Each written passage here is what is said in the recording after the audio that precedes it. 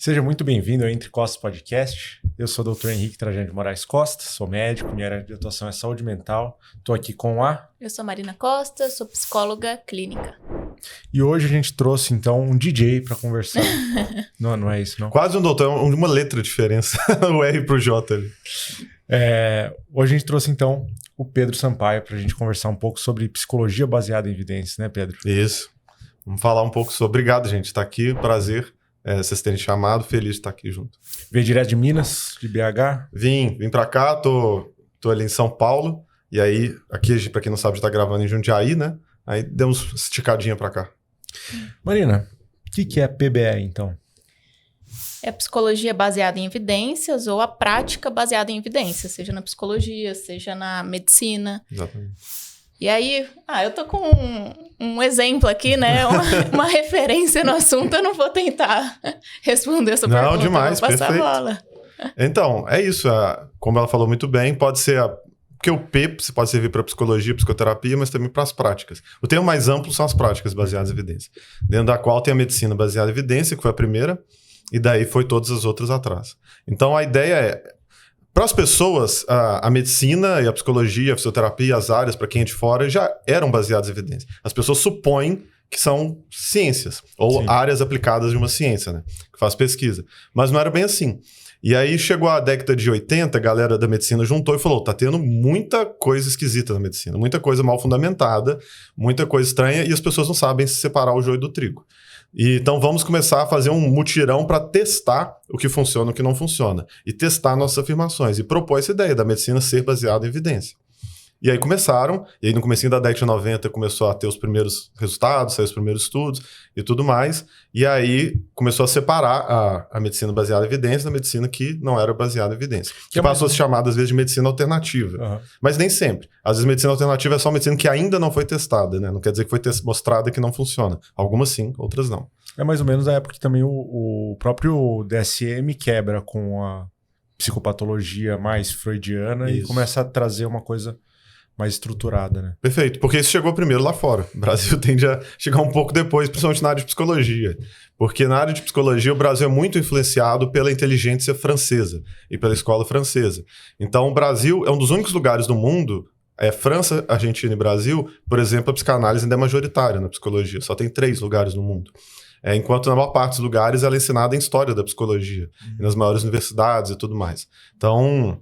Aqui ainda está um pouco atrás em relação a isso. Eu falo atrás, parece que eu estou necessariamente fazendo julgamento, não, mas eu falo em termos históricos, né, do processo que aconteceu lá fora, está começando aqui bem depois. Então aqui começou esse processo de psicologia baseada em evidências, bem os primeiros coisinhas ali na década de 90, mas ficou bem mais forte nos últimos 10, 15 anos mesmo, que a coisa cresceu. Imagino também que tem a questão, porque teoria de Beck ali... Pega nos anos 80, né, nos Estados Unidos. Isso. Até chegar aqui no Brasil, ainda mais naquela época, pelo menos 10 anos. Aí. Hoje em dia, com a internet, já demora uns 3 anos. Não, dentro da psicologia, pessoas fazendo coisas científicas, experimentais, testando, já tem há muito tempo. Desde comecinho do século, com os primeiros behavioristas lá, Watson, etc., e outras pessoas. Então, sempre teve, só que não havia esse movimento organizado para a psicologia ser baseada em evidência. Aí depois teve o Beck, teve outras pessoas que também fazem isso. Inclusive o maior mérito, né, da TCC é começar a testar a eficácia da prática terapêutica. Porque a análise do comportamento, que é uma doutrina dentro da psicologia, do Skinner, do Watson, ela é científica, experimental, mas ela não testava a sua aplicação clínica. Então, ela fazia experimentos de pesquisa básica, em laboratório e algumas outras coisas, e pesquisas de grupos, mas não a pesquisa da clínica, quase nada. Na década de 50, 60, 70, 80 ali. E aí o Beck foi um dos primeiros a pegar e falar, vamos ver se a clínica está funcionando. E vamos ver o que funciona na clínica. E foi o que mudou muita coisa. E, inclusive, ele, nessa coisa que funciona, ele incorporou muitas coisas da análise de comportamento e tudo mais, que é o que ele foi vendo que funciona. E aí iniciou esse movimento lá fora. Né? E aqui no Brasil, a TCC começou a crescer a partir dos anos 2000, e aí isso organizado com um movimento PBE mais forte de 2010 em diante, principalmente 2015, 16, que foi a tese de doutorado do Jean Luiz Leonardi, que foi uma que teve um impacto muito grande no Brasil, e daí foi. Jean, esperamos você aqui. Foi convidado. O Jean tá morando no interior paulista. Eu acho que é Mauá, não sei. É perto ali da cidade. É no interior paulista, né? Então, mais difícil de vir, mas está mais que convidado já. Então, a gente está falando aqui e é uma dúvida que às vezes surge quando a gente fala sobre a prática baseada em evidência. Mas nem toda nem toda medicina nem toda psicologia talvez não. Né? Mas aí geralmente eu falo, por exemplo, do canabidiol, do CBD, que hoje em dia muita gente tem usado como uma panaceia, assim, uma medicação que vale para tudo. Mas nem para tudo ele tem evidência científica. Para controle de dor crônica ele tem evidência científica. Abrioptite de paciente oncológico ele tem evidência científica. Mas para ansiedade, depressão, ainda não tem. Sim. Pode ser que ele sirva? Pode ser. Mas faltam evidências científicas suficientes para basear, claro. Né? E aí, às vezes, o pessoal faz isso também. Você pega uma coisa que tem evidência que funciona para X e generaliza para funcionar para tudo, que é outro erro. Então, algumas vezes a gente já testou e viu que não funciona, as pessoas continuam usando. Outras, a gente ainda não tem evidência de que funciona. E aí, como a Marina falou, na psicologia, muita coisa a gente tem evidência que não funciona. E mais ainda, a gente nem tem evidência se funciona ou não. Então, isso é uma coisa comum na psicologia. E é por isso que muita gente tem essa impressão da psicologia, de que ela não funciona. Muita gente não acredita em psicologia, né? Tipo, eu vou pra terapia pra quê? Terapia não serve pra nada. Ele vai falar coisa que eu já sei, ou vai inventar coisas sobre o meu passado. Eu posso falar com meu amigo. Isso. Muito melhor, ele me conhece melhor, inclusive. Então, tem essa ideia de que a psicologia não funciona, que é charlatanismo. E ela poderia ser um equivalente a isso se a gente não tivesse testado. Né? Então a psicologia está há muitos anos, começando, igual eu falei, com analistas de comportamento, né? O pessoal do behaviorismo, e depois principalmente com a TCC, testando, experimentando as coisas que ela afirma. Então ela está há muito tempo indo além do grupo controle, grupo placebo. Então como é que a gente sabe se algo funciona? Na medicina ou na psicologia? A gente precisa comparar com grupos que não estão recebendo aquele tratamento. E principalmente com o placebo. E como é que você faz isso na psicologia? Porque na medicina, você dá uma pílula de farinha, que é geralmente placebo, ou alguma outra coisa, porque a gente sabe que o placebo, para quem não sabe, né, ele é quando você dá por exemplo, um medicamento sem um princípio ativo, sem um fármaco lá dentro, e a pessoa melhora, entre aspas, porque ela acredita que vai melhorar, porque acredita que tem algo. O princípio não é bem esse, é condicionamento respondente que chama, mas no final das contas a pessoa tem um nível de melhora. Então, se a pessoa tem um nível de melhora com placebo, a gente precisa pegar o grupo de pessoas que passaram pelo placebo e comparar entre placebo, pessoas que não receberam nada, e pessoas que receberam intervenção, no mínimo. Né? Mas é difícil, né? Daí na psicologia, como que você faz para você? Aí tem algumas formas. Então, o modo principal que se usa é treat as usual, que é pegar uma outra psicoterapia ou uma pessoa que se passa por psicoterapeuta e atende, conversa com a pessoa e faz tudo isso. Tem também pegar a base de eficácia menor das psicoterapias que a gente testou e que não são as mais eficazes e comparar com ela, que é a mesma coisa de alguém estar conversando com você, você acredita que está fazendo um tratamento. Então, a gente pega o nível de eficácia dessas aí para comparar. E elas têm algum nível de eficácia. Só da pessoa ir para um terapeuta, só dela falar dos problemas, já tem um efeito de alívio, de vínculo e tudo mais. Só de alguém que está especializado o dia todo ouvindo alguém, está ouvindo a pessoa, fazendo intervenções, fazendo apontamentos, já tem um nível de eficácia, independente do que ela faça. Mas é baixo. Então, as práticas baseadas em evidência, a psicoterapia baseada em evidência que a gente fala hoje, ela tem um nível muito acima desse. Então, ela não é o mesmo de você estar indo para uma pessoa e ela tá da cabeça dela, ou de teorias que a gente não tem evidência que funciona, que tem fundamento. Não é a mesma coisa de uma pessoa que usa práticas baseadas em evidência. E é por isso que a gente sabe que ela funciona bastante. Então, vamos pegar TOC, transtorno obsessivo compulsivo. A pessoa tem TOC, a gente pega pessoas a gente aplica questionários e inventários para pegar o mesmo nível de TOC. Então, pessoas que têm TOC de limpeza, tá no nível tal de gravidade, de agudez, elas têm mais ou menos o mesmo tempo. A gente pega pessoas com renda semelhante, características semelhantes, o máximo possível, grupos grandes, divide. Esse tanto de gente aqui vai tratar com uma psicoterapia que a gente sabe que não funciona tanto, que é o efeito de alguém conversando. Esse outro grupo não vai ter tratamento. A gente vai acompanhar a evolução natural, porque as pessoas também melhoram com o tempo. Isso também é outro fator, principalmente em questões psicológicas. Sim. E aí esse outro grupo vai receber essa intervenção. E aí o pessoal que recebe essa intervenção que a gente está testando, eles têm que ter um desempenho estatisticamente relevante, bem superior ao que não recebeu nada e superior ao outro, para a gente considerar o mínimo disso. E dentro disso ainda tem as que funcionam mais e menos. Então tem essas que funcionam mais do que o treat as usual, né, o tratamento usual, e tem uns que funcionam mais, até as que mais funcionam, que às vezes é chamado de padrão ouro. Né? Embora seja um termo que muita gente não gosta na área. Até porque muda, né? Muda o tempo todo. Tempo que a gente está testando outras coisas, isso muda. Então se pegasse na década de 90 era uma coisa, anos 2000 outro, 2010 outro, e por aí vai. Pedro, e, por exemplo, como geralmente dentro das abordagens, né? Então você vai ver lá, para tratar pacientes, por exemplo, borderline. Hoje que a gente tem uma terapia que desponta em relação às outras, Isso. que é uma terapia mais recente, da terceira onda, Isso. que é a dialética, né? Isso, a comportamental dialética. Uhum. Quando a gente fala de terapias baseadas em evidências, um profissional só, ele vai usar elementos dessa terapia dialética, ou a pessoa ela vai ter que buscar o profissional específico nessa área? Como que você encara esse... Se ela quiser procurar o que tem mais evidência que funciona, que é o indicado, ela vai procurar alguém especializado em terapia comportamental dialética. Ela não precisa ser só terapeuta comportamental dialética, mas ela ter feito uma formação naquela área, ou ter estudado naquela área. E ter feito formação também não é necessariamente ela ter um diploma, um certificado. Tem terapeutas que estudam por conta própria, são habilitados a fazer e fazem muito bem feito, às vezes dão até aula disso. Então, por exemplo, às vezes você encontra uma pessoa que é professor, lá na PUC ou na USP ou em algum outro lugar, e que ele não necessariamente fez essa formação, mas ele está dando disciplina sobre isso há tanto tempo, que ele estuda há muito tempo, ele dá aula na pós, ele sabe muito bem, ele também aplica na prática dele. Então não é porque ele não tem lá o certificado de curso que ele não sabe fazer.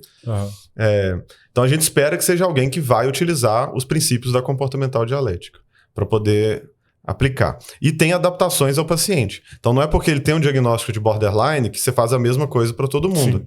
Porque varia muito.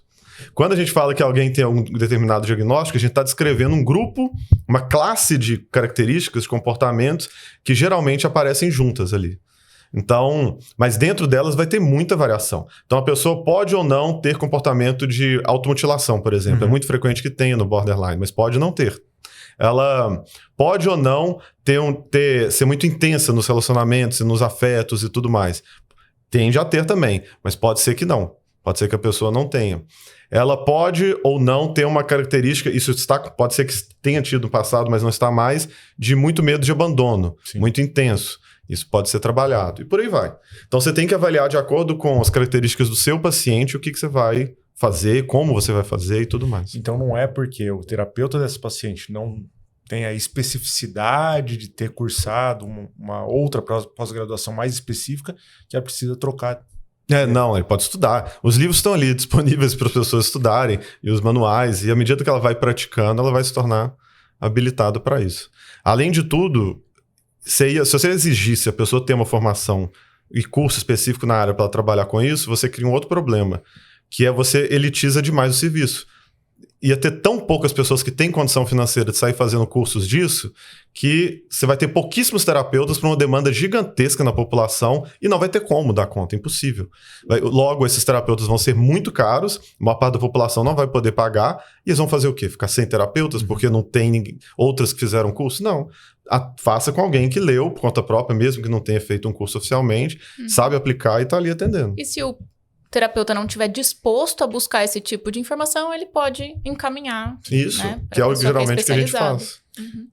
Outra coisa que você falou da estratificação, né? Então, quando você vai pesquisar, mas a estratificação também ela pode ser feita durante a terapia, né? E ir comparando. Poxa, fiz essa intervenção na terapia, ele melhorou ou piorou. Mas eu não vejo com tanta frequência essa aplicação de testes na terapia. Vejo, os neuropsicólogos fazem demais, mas na psicoterapia clínica mesmo, não é tão frequente. Depende para quê. Hoje o pessoal tem incentivado mais, você ter alguns modos, alguns questionários, algumas coisas assim, para poder ir monitorando a evolução de determinados sintomas. Então, por exemplo, um muito conhecido é o BDI, que é o inventário Beck para depressão. Então, ele é bem sensível a pegar características de depressão. Ou o BAI, que é para ansiedade. E tem vários outros. Então, você consegue pegar eles e aí aplicar, por exemplo, a cada 6 sessões e ver se está tendo um progresso significativo.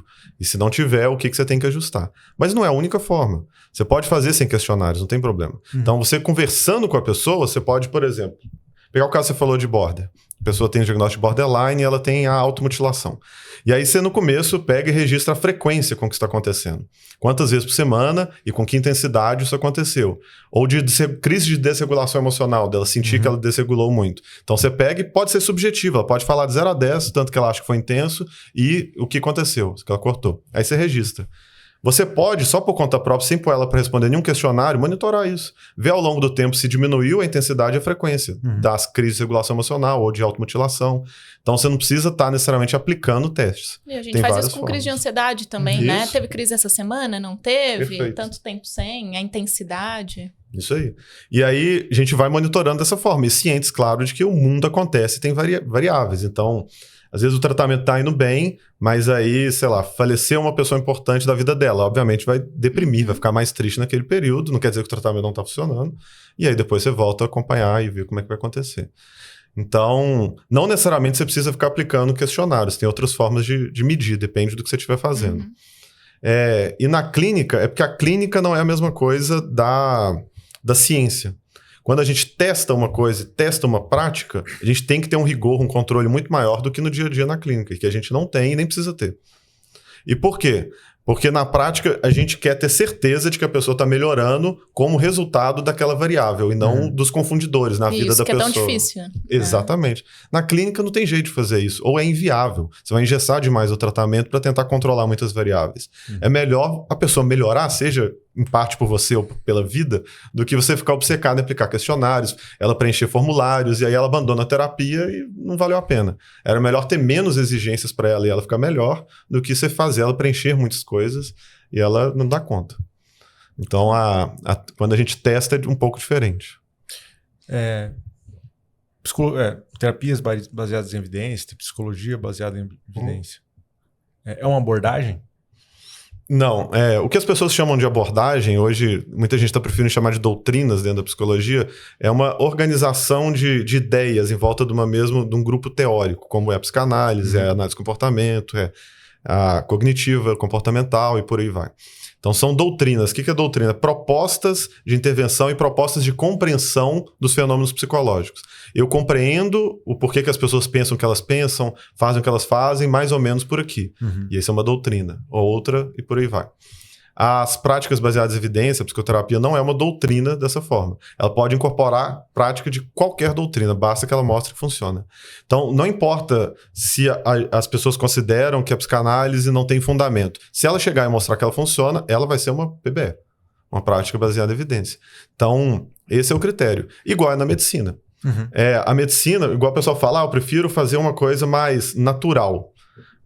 Mas acontece que o ácido acetilsalicílico é tirado da casca do carvalho ali, né? Só que as pessoas transformam em comprimindo, aspirina. Sim. E várias outras coisas. Não importa de onde vem, importa se funciona ou não.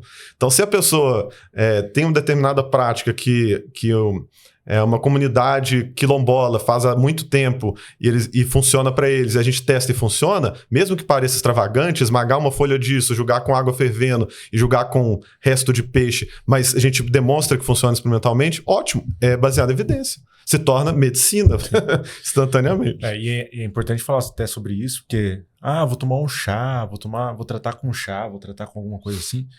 Na faculdade eu já vi alguns casos, não foi só um, teve um que foi muito grave de hepatite por causa de chás. Sim.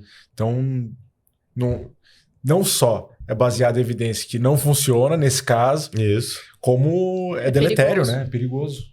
Teve até notícia na mídia, né? De chá para emagrecer, que a mulher tomou e acabou morrendo. Tem chá abortivo. Então, tem práticas perigosas, né? Que às vezes a pessoa acha que é natural, acha que não faz mal. E é isso que às vezes a gente tenta também alertar, porque ou às vezes não faz nada, e aí é um dos piores. Menos pior, né? Pelo menos tomar alguma coisa gostosa. Mal. Espero que seja gostoso, né? Isso. Tem lá em BH, Belo Horizonte, tem um grupo de pessoas lá do doutorado em farmácia que eles testaram a eficácia de vários chás que vende lá no Mercado Central, um lugar que tem 1 bilhão de tipos de chá que as pessoas podem ir lá comprar. E aí eles fizeram, durante muitos anos, um estudo com um grupo controle, tudo bonitinho lá. E no final das contas, tem várias coisas que tem efeito nenhum em relação ao grupo controle, várias que têm efeito ruim, danoso, piora a situação, e algumas que têm um efeito positivo, afinal das contas, são plantas, tem substâncias ali, pode ter um efeito, mas que são inferiores aos fármacos que são indicados para cada condição, mas que tem efeito ali. Então, é isso. Quer dizer que ele é inócuo, que não serve para nada? Não, alguns podem ser tóxicos, outros podem ser benéficos, mas se ele for mais benéfico que a medicação, ele passa a ser medicina, ele passa a ser o padrão para usar aquilo. Tem terapia que piora a pessoa? Tem. Ou tem terapeuta que piora a pessoa? Os dois, principalmente terapeuta. A principal variável é terapeuta. Então, chama efeito iatrogênico, né, isso. Então, que é quando o tratamento dá um efeito ruim, piora alguma característica. A variável terapeuta é muito importante na psicologia. Então, a gente sabe que o maior risco é a pessoa pegar um terapeuta antiético. E esse terapeuta antiético vai ter um efeito iatrogênico gigantesco. Um terapeuta, por exemplo, que tenta flertar ou seduzir com o paciente, ou até topa um flerte do paciente, né, e faz alguma coisa, isso pode ter efeitos psicológicos ruins para a pessoa. Um terapeuta que acha que é guru, começa a tirar da cabeça dele e criticar o paciente e orientar o que ele tem que fazer na vida. Você tem que vender seu carro, você tem que largar sua esposa. Isso tudo vai ser muito ruim, mas nenhuma doutrina psicológica vai recomendar isso. São terapeutas ruins, é o maior risco. Agora, as terapias podem ter efeito iatrogênico. Então, se a pessoa, principalmente se ela não tem uma condição psicopatológica, clara, tratável, ela procura terapia e alguém usa uma psicoterapia que é muito diretiva para um fim específico, pode ter um efeito iatrogênico, um efeito diferente. Então, vamos supor que a pessoa não tem questões significativas de desregulação emocional, de crises emocionais. Mas aí o terapeuta interpreta que sim, erroneamente, e começa a passar um treino sobre isso e trabalhar com DBT, terapia comportamental dialética. Isso pode ter efeito iatrogênico. Então, não é porque uma terapia é baseada em alguma evidência para uma outra coisa que ela vai servir para tudo, né? Isso. Porque o que acontece? Ele pode estar... acaba que, ao fazer isso, ele pode estar convencendo a pessoa que ela tem um problema de regulação emocional que ela não tem, e isso está invalidando respostas emocionais naturais que ela tem, e coisas comuns. E ela está o tempo todo obcecada em chegar num nível de regulação emocional que os seres humanos não têm, não funciona assim. Porque está pressionando ela para abaixo da média, né? E essa variável terapeuta, ela é tão complexa no nosso país porque não existe regulamentação de terapia. Então, qualquer pessoa pode se chamar de terapeuta. Não só psicólogo, não só pessoa formada na área de psiquiatria, médico. Não, é qualquer um. E aí tem as terapias holísticas, terapias integrativas, terapias que às vezes a gente nem sabe de onde a pessoa tirou. E ela pode entrar nesse quesito da maleficência, e aí entra na maleficência, na iatrogenia das abordagens. Do que no geral, é permitido pelo CFP, Conselho Federal de Psicologia e tal, você quase não acha terapeutas linhas, abordagens, que em si vai gerar iatrogenia, muitos com efeito inócuo. Mas que estão fora delas e não faz parte do rol de coisas validadas, tem várias. Então, constelação familiar é um que a gente já demonstrou que gera efeitos iatrogênicos, ela tem mais chance de piorar do que de melhorar o paciente. Tem pessoas que saem com experiências transformadoras, porque o objetivo dela é gerar catarse emocional, é fazer a pessoa ter uma experiência emocionalmente intensa. Mas isso é fácil fazer. A gente sabe fazer isso na psicologia tem décadas. Eu consigo fazer o meu paciente chorar e trazer pessoas e eles se emocionarem e se abraçarem e saírem. Até o cinema faz isso. Até o cinema faz isso. E na hora a pessoa pode sentir que ela teve uma experiência transformadora. Mas o motivo que a gente não faz isso é porque geralmente não leva a uma experiência transformadora. Ou ela tem uma experiência emocionalmente intensa, mas que não muda o problema que ela tem. Ou ainda acontece, mais do que a transformação, ela tem um efeito ruim a partir disso. E é por isso que a gente não fica provocando a pessoa para se emocionar e para fazer coisas na terapia gratuitamente. Então, a constelação familiar faz isso e faz de uma maneira bem antiética. Então, gera problemas iatrogênicos. E algumas outras, né, que ela mencionou. Então, tem várias aí que não tem o menor fundamento, não é validado pelo CFP. Tem outra questão que você mesmo levantou, né? Por exemplo, se uma pessoa que não responde nem para o CRM, nem para o CFP, nem para nenhum outro órgão regulador, ela não tem responsabilidade nenhuma. Se ela quiser flertar com o paciente, ela não responde pra ninguém. Isso. Sim. Eu acho super antiético, não tô defendendo. E aí tô até alertando as pessoas para buscarem profissionais com formação, né? Isso. Porque não é regulamentado. Então, se eu quiser falar que eu posso, no caso que eu sou médico. Mas se alguém que não tem nenhuma formação científica quiser falar que é terapeuta, pode falar, né? Exatamente. Se a pessoa não é formada em psicologia ou medicina, ela não vai responder legalmente por coisas que ela... A não ser que ela, sei lá, bata em alguém, coisas que já é crime geral, mas ela não vai responder por práticas que geram iatrogenia e coisas mal fundamentadas e tudo mais. Ela não tem que seguir nenhum código de ética, resumidamente. Então, só o cara que é formado é obrigado a seguir o código de ética a respeito disso, que é um risco gigante para as pessoas. Porque aí você está basicamente falando que todo mundo que fez a formação é trouxa, porque eles são muito mais restritos e eles podem se dar mal, enquanto que o outro não precisa fazer formação nenhuma, pode se vender como terapeuta do mesmo jeito, não tem nenhuma lei que impede, e ele está livre para fazer o que bem entender e nada vai acontecer com ele. Então, acaba que a lei brasileira hoje em dia favorece o charlatão, né? Ela pune quem não é e não pode punir quem é charlatão. O que é um problema, que é por isso que a gente luta para regulamentar a psicoterapia, para ela ser exclusiva de médicos e psicólogos. E tem alguma outra prática que você acha que é bem comum, assim, que a população gosta e busca e que não tem evidência? Tem várias, né? Uma que é muito polêmica é a própria psicanálise. A psicanálise, ela, assim, até é um pouco generalista falar que não tem. Ela tem evidência que funciona acima do grupo controle para algumas coisas, como para casos de depressão grave, casos de risco de suicídio. Que era o que o Freud pegava muito no início. Também. Quando ele desenvolve. Ele focou muito nisso em histeria, que é um conceito que a gente usa pouco hoje em dia. Até existe personalidade histriônica, mas não da forma que o Freud delineou. Né? Hoje é considerado que ele foi um pouco machista no modo como ele conceitualizou. Sim. Não só isso, várias outras coisas da teoria dele. Né? Inveja do pênis e várias outras coisas. Tem o episódio que a gente fez com a Marina confrontando aí o Dr. João. bem interessante. Muito bom. Ele explica as questões do pênis. E hoje os psicanalistas interpretam como algo metafórico e tudo mais. Já era um pouco metafórico desde o Freud, mas depois se tornou muito metafórico, justamente para não cair nessa lógica de ser o pênis ou qualquer coisa relacionada a isso. Mas, então, hoje a gente considera que a psicanálise ela tem algum nível de eficácia para isso, mas ela não é a que mais funciona. Ela funciona mais do que nada e mais do que o grupo controle, mais do que só conversar com qualquer pessoa. Ela funciona mais do que isso, mas ela funciona muito menos do que outras abordagens, do que outras práticas psicológicas, né? Do que outras propostas psicoterapêuticas. Então, por isso que é controverso você falar que psicanálise, por exemplo, é pseudociência. Porque ela tem evidência que funciona acima do grupo controle do placebo. Ela só funciona menos do que outras práticas. Por exemplo, na medicina é muito comum. A gente vê alguns pacientes e pelo perfil do paciente mesmo, você vai lá e escolhe um antidepressivo que você acha que, poxa, eu acho que esse paciente vai se adequar bem, ele vai responder bem. E acaba que não responde. Isso. Outro paciente com o mesmo perfil responde bem a esse antidepressivo. Quando a gente fala de psicanálise, pode ter pessoas que respondam melhor a ela? Pode, mas igual tudo, né? Eu posso também colocar alguém para ir pro xamã de uma tribo e a pessoa tomar um chá ou fazer um ritual, uma dança e ela se transformar totalmente. Isso não quer dizer que a gente vai considerar aquilo baseado em evidência. Então, o que diferencia é isso. As pessoas podem responder tanto pelo placebo quanto por características pessoais muito bem algumas práticas, mas no geral a prática não funciona.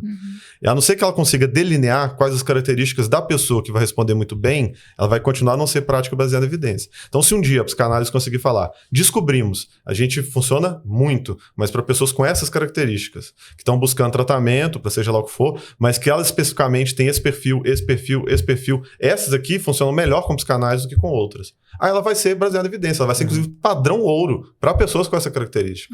Basta que eles demonstrem. Isso não aconteceu. Então, o que a gente tem hoje é que ela funciona mais do que o controle para alguns casos de depressão. É porque a depressão é uma coisa ampla, né? Tem subtipos, tem várias coisas. Então, para alguns casos de depressão, ela funciona mais que o placebo.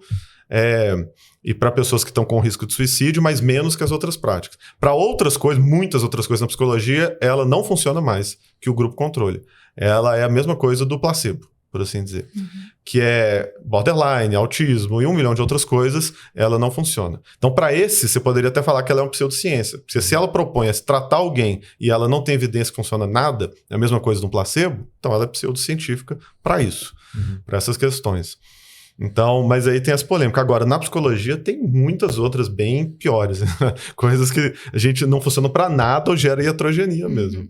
Aromaterapia? Então, Dentro das que a gente ensina regularmente nos cursos de psicologia, não. Mas tem várias que são realmente sem eficácia de nada, que a gente não tem evidência que funciona para nada, como terapia transpessoal, a gente não tem evidência de funcionar para nada, terapias holísticas, a gente não tem evidência. Que nem tá na psicologia, inclusive, não entra também nas coisas do CFP, mas tem gente que usa.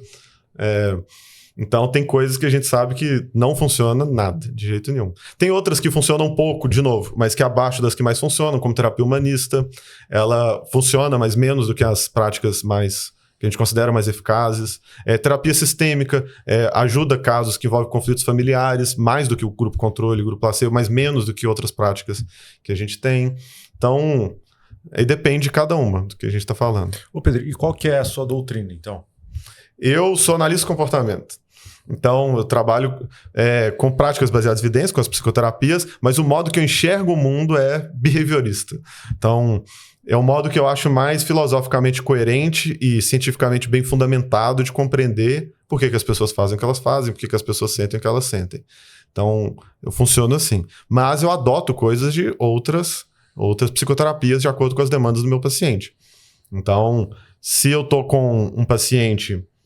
por exemplo, que está com TOC, e aí o que funciona mais é terapia de exposição e prevenção de resposta, que é da análise de comportamento. Mas tem algumas adaptações que a TCC faz que são muito úteis. A prática da TCC de terapia de exposição e prevenção de resposta pode ser muito útil para o meu paciente, tá? Parte do leque de coisas que eu posso usar. Eu uso. Se eu vejo que para aquela pessoa vai ser importante, por exemplo, ter uma folha anotando, por exemplo, para ela se lembrar das coisas e tudo mais, coisas que a TCC orienta, algumas estratégias assim, eu oriento. Eu vejo que vai funcionar para aquela pessoa. Inclusive, para terapia de exposição, hoje tem surgido várias novas tecnologias para... Tem. Inclusive o óculos, né, 3D? Óculos de realidade aumentada, gamificação mesmo do processo psicoterápico, né? Isso, sim. Eu nunca usei, mas... Tem pessoas que usam e funciona. Então, se usar óculos de realidade aumentada, ele pode servir como os primeiros passos na terapia de exposição. Uhum. Ele não resolve sozinho, não tem como ele resolver. Porque a pessoa, no fundo, sabe que aquilo não é realidade. Uhum. Mas como a pessoa já tem uma ansiedade, uma resposta emocional, às vezes até de ver uma foto da coisa que ela tem fobia, o óculos é um passo adiante disso. Então, ela entra como intermediário antes da exposição em loco. E realmente ajuda bastante. Então... Agora, quase ninguém tem, né? Em casa. Para poder fazer.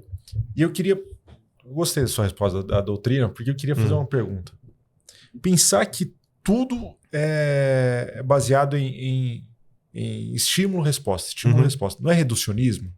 Não é, por vários motivos. O primeiro é que não é só estímulo-resposta na análise de comportamento. Tem muita coisa. Ela é muito... complexa. Por exemplo, quando você entra no estudo de comportamento verbal, que é a linguagem, já tem zilhões de coisas. Que é de onde, inclusive, vem a DBT, a comportamental dialética, de onde vem a ACT, a terapia de aceitação e compromisso. Todas vêm dos estudos de comportamento verbal, da análise de comportamento. Então, que tem a ver com o modo como a linguagem funciona. O pessoal chama de quadros relacionais e por aí vai. Tem um monte de coisa envolvida. Eu considero que ela não é reducionista porque... ela tem fornecido as melhores explicações, as mais parcimoniosas, com menos elementos não comprovados e alcançado os melhores resultados. Então, são as explicações em que até hoje ninguém conseguiu falar, olha, se você não acrescentar esse elemento, você não consegue chegar nesse resultado. Nunca aconteceu. Então, por isso, como ela é a mais econômica, a mais simples, por enquanto eu considero ela melhor. Quando alguém conseguir falar, olha, a não ser que você considere isso, que a análise de comportamento não considera, você... vai chegar sempre num resultado inferior, aí sim eu mudo de ideia. Eu falo, realmente tem isso aqui, que a análise de comportamento não considera e não faz sentido para a análise de comportamento, então ela tem que cair fora. Então não é interpretar as pessoas como ratinhos dentro Pois é. Inclusive, dentro da psicologia mesmo, tem muito esse preconceito de pessoas de outra abordagem. Uhum. Então, muita gente tem essa impressão da análise de comportamento, mas ela surgiu assim, ela parte do pressuposto que existem algumas semelhanças, os princípios básicos do comportamento entre os animais. E tem. Se somos produtos de seleção natural, se somos seres biológicos, necessariamente vai ter semelhanças em algumas coisas. Então, da mesma forma que na aula de fisiologia, não sei se vocês fizeram isso, você usa uma rã para estudar o reflexo, por exemplo, ou você pode usar o fígado de um porco para estudar alguma coisa do fígado humano, devido às semelhanças que tem. Você pode estudar com um rato ou com um pombo, estudar alguns princípios básicos do comportamento humano, em que naquele elemento básico é parecido, muito parecido a ponto de você poder estudar daquela forma. Agora, quando você quer estudar coisas mais complexas, você vai ter que ir para o ser humano. Então, eu não vou estudar linguagem num rato. Eu não vou estudar como é que funciona o toque com o experimento com o pombo. Não tem como eu fazer isso. Mas eu consigo compreender princípios básicos. É igual na medicina. Se eu vou estudar neuroanatomia, eu vou ter que pegar um cérebro humano. Vou poder pegar o da RAM para poder estudar neuroanatomia humana. Então, depende do recorte que você está fazendo. Então, é por isso que o pessoal ficou com essa impressão equivocada da área. Porque a gente utilizava, porque por motivos éticos e controles e práticos, utilizar animais não humanos é muito útil para começar a estudar alguns princípios. Depois que a gente vê que funciona com aqueles animais, aí começa para a generalização, ver até onde isso generaliza para outros animais mais complexos. Então, a gente vai para outros mamíferos, a gente vai para coisas até chegar no ser humano. Que parece muito que a indústria farmacêutica tem que fazer. Né? Exatamente. Exatamente, pelo mesmo motivo. Que é conveniência, mais fácil de estudar, e ética. Mas também, muitas vezes, é interessante que vem uma medicação, uma droga que você fala, putz, essa vai revolucionar. E, na verdade, quando ela chega no estudo humano, no estudo com animal, nossa, ela regrediu o câncer, curou o HIV. Mas quando transportado para o humano, não acontece, ou é deletério. Né? Muitas vezes. Já aconteceu na análise de comportamento algumas vezes. Então, já aconteceu da gente observar um padrão de comportamento num pombo, por exemplo, e a gente falou, não, curioso. Então, quando a gente usa esse esquema de reforçamento dessa forma, produz de ficar se movimentando. Quando a gente coloca isso aqui em outro, ele fica parado o tempo todo. Será que isso serve para humanos e tal? Não serve não só para humanos, como para nenhum outro animal. É do pombo específico. E, por exemplo, nesse caso, é porque os pombos têm um padrão que se você faz um esquema de reforçamento intermitente com comida, ele fica movimentando, porque no ambiente natural do pombo, comida está espalhada. Então ele tende a ficar indo. E se é por água, ele fica parado, porque ele bebe água de pocinhas, ele fica parado esperando lá o tempo todo. E se, no entanto, é de comida, ele está no momento de se alimentar, ele fica procurando comida para todos os cantos. Dele. Não funciona para nenhum outro. Assim como o macaco, por exemplo, quando tem o comportamento agressivo, sorri. Né? Mas ele tá meio puto, sim. Isso é um pouco generalizável pra gente. Ele tem isso porque é uma resposta nervosa. Quando ele tá com adrenalina e outras coisas e tá nervoso, uma das respostas é sorrir. Nós também. Várias situações que você pode estar ansioso, ou constrangido, ou você acaba sorrindo. Inclusive, alguns terapeutas sofrem com isso, principalmente no começo. Que eles estão com receio, às vezes a pessoa tá falando algo pesado, ela começa a chorar e o terapeuta tem vontade de rir, muito grande. E não porque ele acha engraçado ou porque ele tá debochando, porque ele fica nervoso de como fazer aquela situação e por ficar nervoso. O fenômeno de rir na igreja, todo mundo sério, calado, e a criança morrendo de vontade de rir. Justamente porque ela não pode rir. E quando você toma uma bronca, né? Isso. Também. Então é uma resposta nervosa comum, né? E que é generalizável. A gente tem várias coisas que surgiu como uma função em algum momento dos nossos ancestrais, mas que hoje não tem mais função pra gente, né? O caso da gente arrepiar, né? Por exemplo. Então, quando a gente tá lá e tem uma descarga de adrenalina, a gente arrepia. Pra gente serve de nada. Mas se você pega outros animais, quando eles arrepiam em momentos de adrenalina, eles crescem. Diminui a probabilidade de ser devorado por predadores.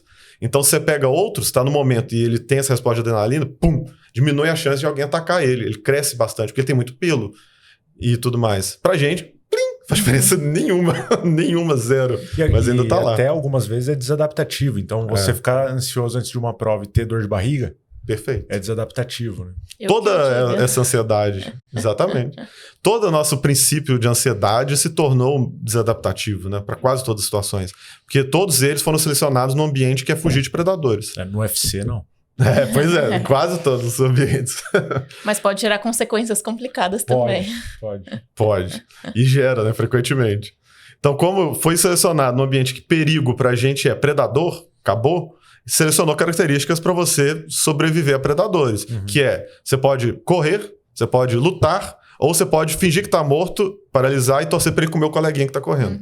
São os jeitos que você tem de sobreviver diante do predador, é a resposta inata do seu corpo diante desse estímulo. Isso funciona alguma coisa para falar em público? Para quando você tá ansioso para uma prova? Não, é o oposto, né? Você tá ferrado. Então aí fica lá, seu coração. Você tá pronto pra correr, cara. Pronto pra correr. Não dá. Adrenalina, músculo, contrai, sai sangue da cabeça, vai pras pernas. Pronto pra dar porrada. Não dá. Então paralisa. Você pensa, né? Não adianta nada pra você dar uma palestra. Dá o branco. Pois é. Que é a inibição de resposta, que chama, né? Que faz justamente, tira o controle, dificulta o seu controle voluntário, porque aí você paralisa e diminui a chance de ser devorado. Ou, se você for devorado, diminui a dor que você sente quando você está sendo devorado também. Que você vê isso nos outros mamíferos, né? Quando o leão vai pegar e já trava, pega e fica lá. enquanto ele... Mas enfim, então os mamíferos têm essa característica, essas 3 respostas e também diante do perigo. Vamos fugindo mais. É legal demais o fato né, de ter vasoconstrição também. Isso. Então, se você tomar uma mordida, você vai sangrar menos. Perfeito. E vários outros detalhes fisiológicos aí. Inclusive, a resposta adrenérgica piora o sabor da carne, né? Nem sabia. Na verdade, tanto que o pessoal não pode deixar o boi saber que... Exatamente. Boi, porco. Não pode saber porque piora o sabor da carne. Verdade. Fora que deve ter o estresse, né? Ácido lático, várias coisas ali também, que vai comprometer... Vai comprometer e deixa mais duro, né? Também. Imagina. Ô Pedro, qual a diferença de um comportamento desadaptativo que a gente está falando agora e um hábito que se fala que talvez seja mais uma questão de virtude, né? Uma coisa a gente fala que é virtuosa, um hábito, e uma coisa que não é legal, um vício, né? Qual que é a diferença para o comportamento? O que você vai reforçar, o que você não vai reforçar? Em termos da análise do comportamento, o que as pessoas chamam de hábito, a gente interpreta como um condicionamento operante que, devido à repetição, o custo de resposta diminuiu. Então, o que é isso? Quando eu vou para a academia, as primeiras vezes, tende a ser difícil. O custo de resposta é alto, quer dizer, o esforço que eu tenho que fazer para me obrigar a ir é alto, porque é desconfortável, e é para ser mesmo. A nossa, como a gente falou no negócio de seleção natural, a nossa fisiologia, nossa biologia toda foi selecionada para você economizar energia, não para você gastar inutilmente energia. E se não tem um predador atrás de você, você tá ali fazendo esforço, é totalmente desadaptativo. Como diz o Drauzio, né? Você não vê a girafa fazendo esteira e os bichos fazendo... Não acontece, ninguém gasta energia à toa no mundo natural. Mas como a gente adaptou nossa sociedade, a gente precisa gastar energia, senão a gente se ferra, a gente precisa fazer atividade física. Bom, então você ir lá e se obrigar a fazer isso é aversivo, é desagradável. E o custo de resposta é alto no começo. Ou qualquer coisa, estudar. Qualquer coisa que você inicia fazendo, o custo de resposta é alto. Depois que você passa a fazer muitas vezes, isso vai diminuindo o custo de resposta. E tem uma explicação neuro muito clara, né? Os circuitos, quanto mais vezes você aciona aqueles mesmos circuitos, tanto no cérebro quanto no músculo, no resto do corpo, mais fácil fica. Você faz a questão da mielinização, aumenta a placa motora. Exatamente. E aí a atividade elétrica passa muito mais fácil, tanto neurologicamente quanto no resto do seu corpo. Então se torna mais fácil fazer aquela ação, aquela coordenação e tudo isso quanto mais vezes você repete. Então o custo de resposta diminui. Quer dizer que você precisa de menos esforço para produzir a mesma resposta. Isso é um hábito.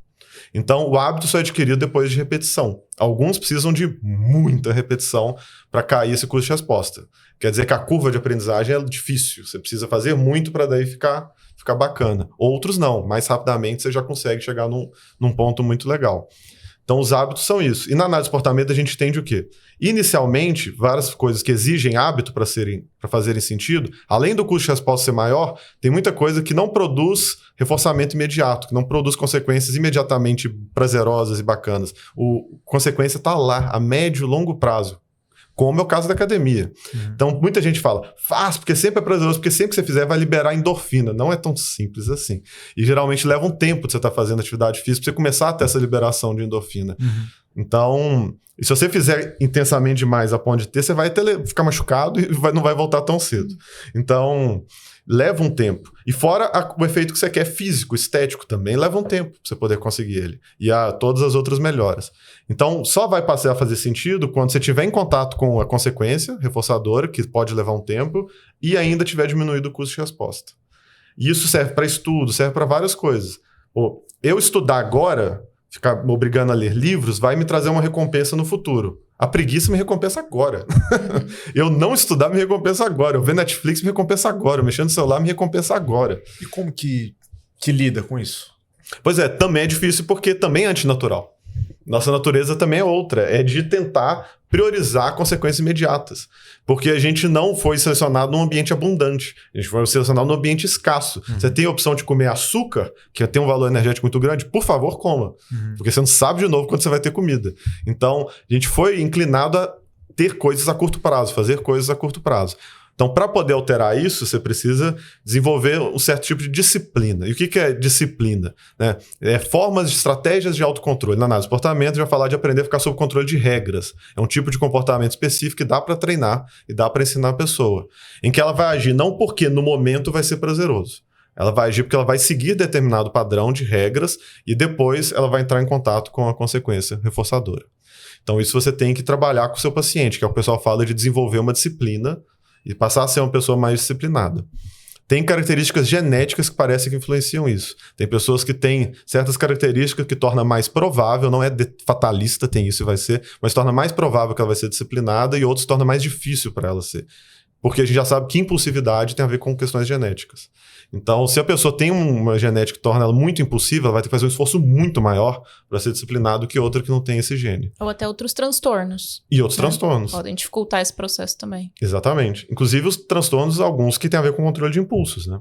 E que vai tornar isso mais difícil. E outros opostos, que faz a pessoa não ser nada impulsiva e torna ela travadaça. Uhum. E ela custa tomar decisões, custa agir, custa fazer as coisas, ou custa mudar. Ela fica presa no mesmo padrão de comportamento intensamente, só sob controle de regras e não altera, que é o outro extremo.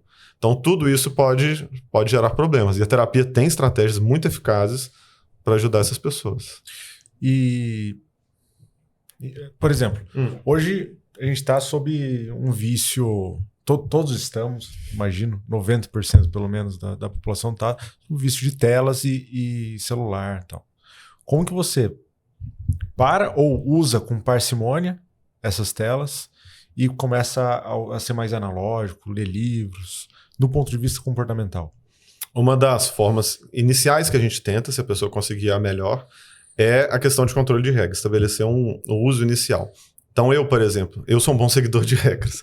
Então eu coloco assim que eu vou ter o momento em que eu pego o WhatsApp e respondo as pessoas. Eu tenho o momento em que eu entro na rede social e respondo as pessoas e vejo lá. E no resto do tempo eu não vejo. Eu não mexo. Então, apesar de eu produzir coisas em rede social e produzir conteúdo, você pegar lá meu negócio de uso diário do Instagram, tá sempre em poucos minutos. Então, o único dia em que excede um pouco é o dia que eu tenho caixinha de respostas lá e que eu passo um pouco mais tempo. No resto, a média vai ser de 6 minutos por dia.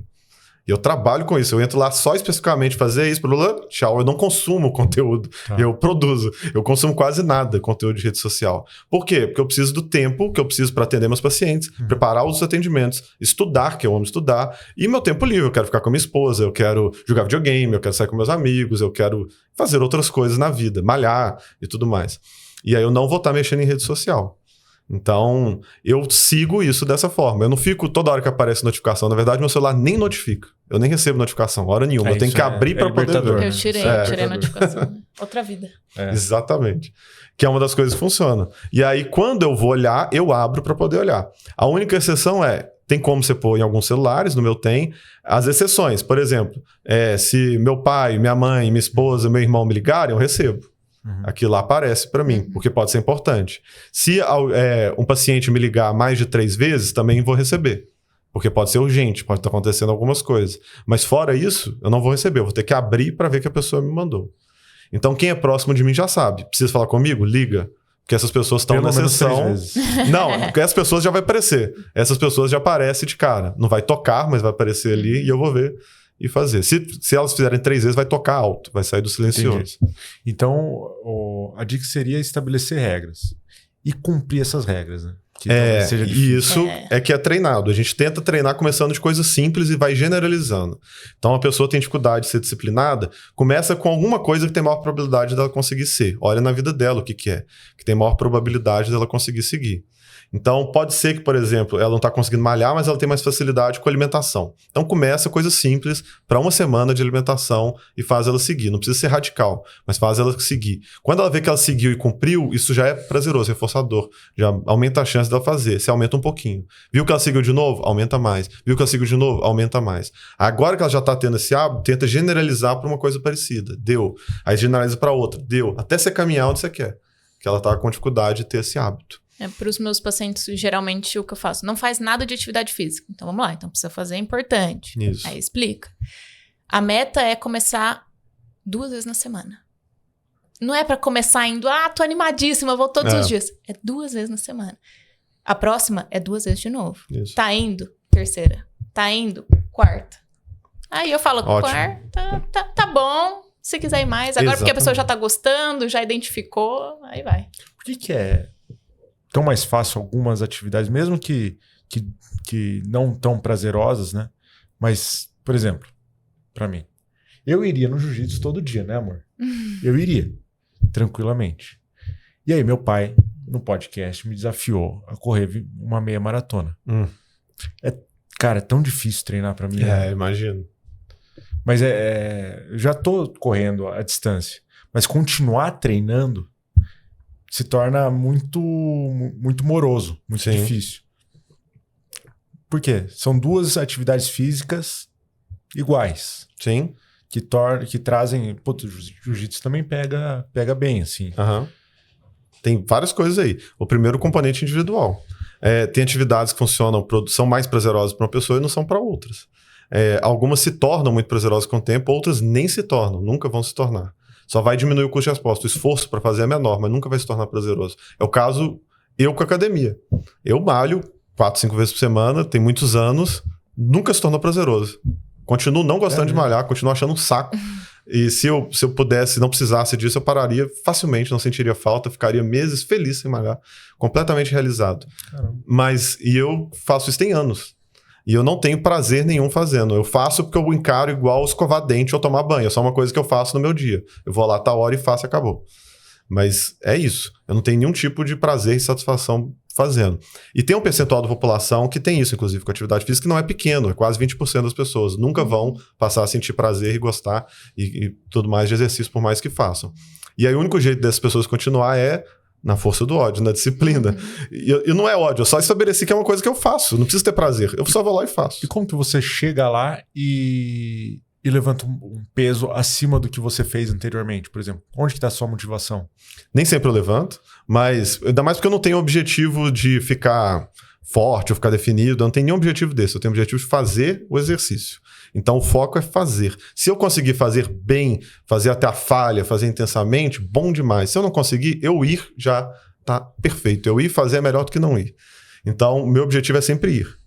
E aí tem dias que eu consigo fazer e treinar até a falha, fazer alguma coisa, principalmente se eu estabeleço alguma meta. Se eu coloco, agora eu vou colocar que eu preciso fazer tanto peso, depois eu vou ficar 2 semanas fazendo esse peso, quero passar para tanto, depois eu vou passar para tanto, depois passar para isso. E eu cumpro.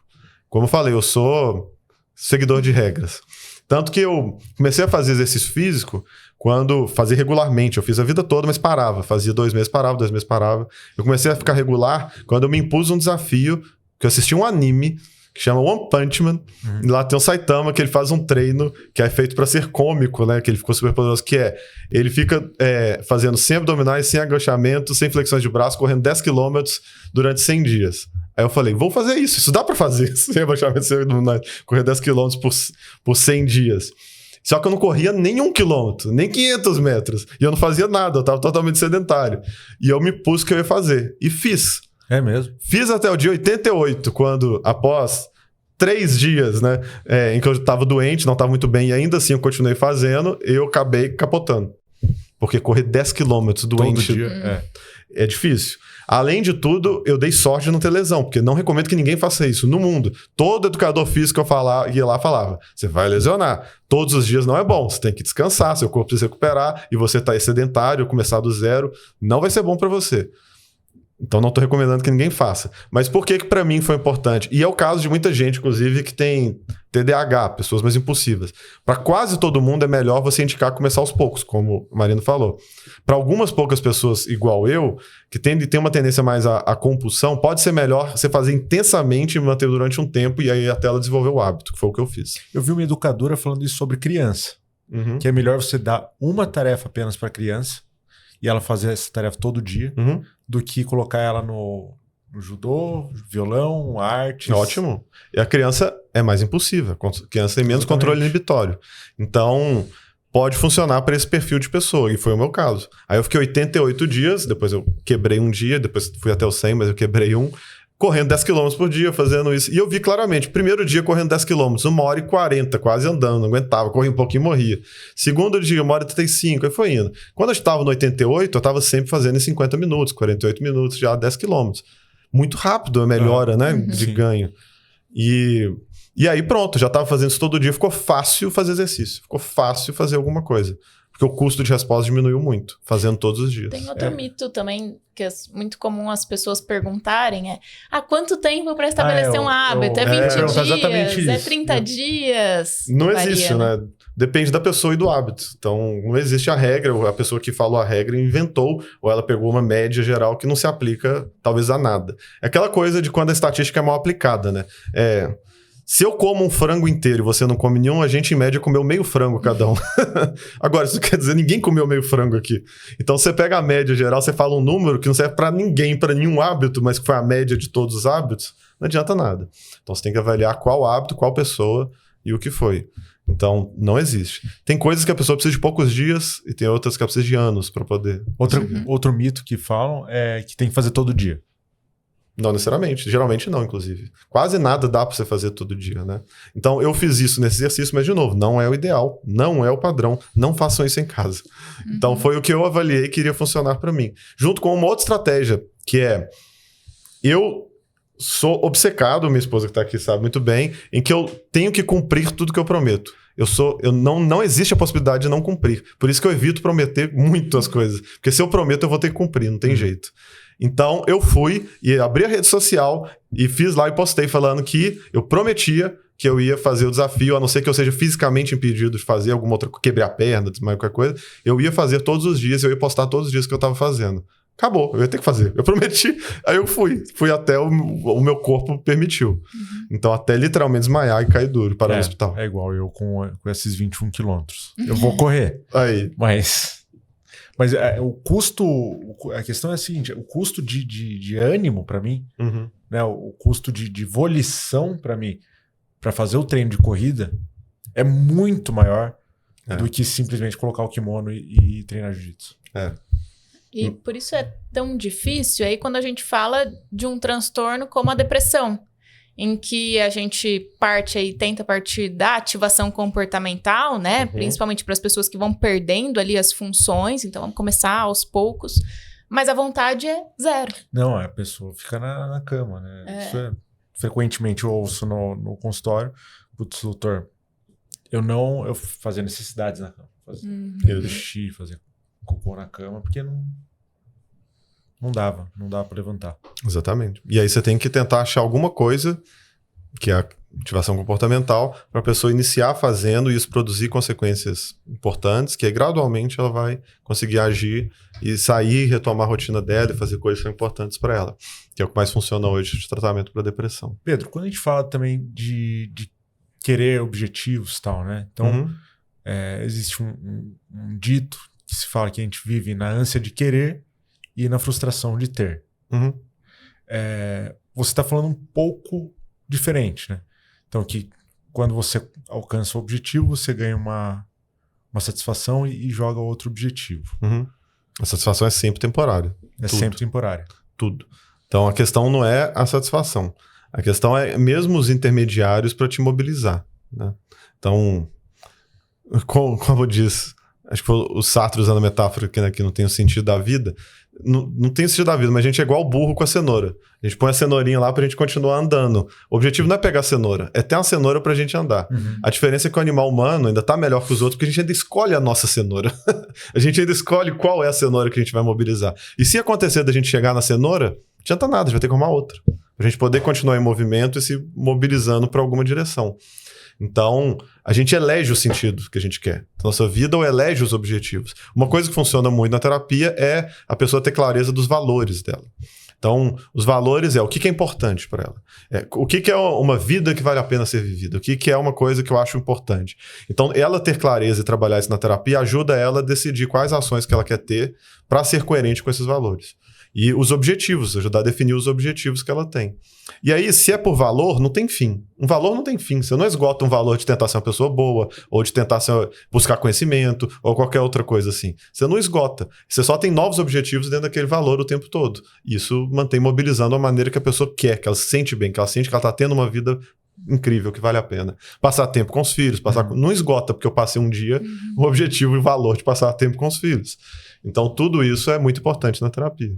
Legal que o Pedro, né, no livro sobre o ego, né, ele fala sobre isso, exatamente isso. Pedro Galosa. Ele fala, é um pastor, né, no caso, mas ele usou esse exemplo. Legal. Né, sobre a motivação, ela é inesgotável quando você tem um valor bem definido. Exatamente. E isso é muito trabalhado em algumas áreas da psicoterapia, né? Uma que fala muito, a que mais fala sobre o tema é a ACT, Terapia de Aceitação e Compromisso, mas tem outras também que já incluem bastante esse tema, a própria DBT, a TCC. Agora, é importante também a pessoa não pegar esse valor emprestado da rede social, tem que ser uma coisa mais autêntica, né? Esse é um dos problemas, né? Inclusive, a pessoa começa a fazer algo que é extrínseco, né? Ou seja, vem de fora, ela quer fazer isso para agradar alguém ou para se comparar com alguém, isso é quase impossível que vai dar certo. Só vai dar certo se coincidir com o valor que ela já tem, aquilo lá. Mas quase nunca vai ser o caso.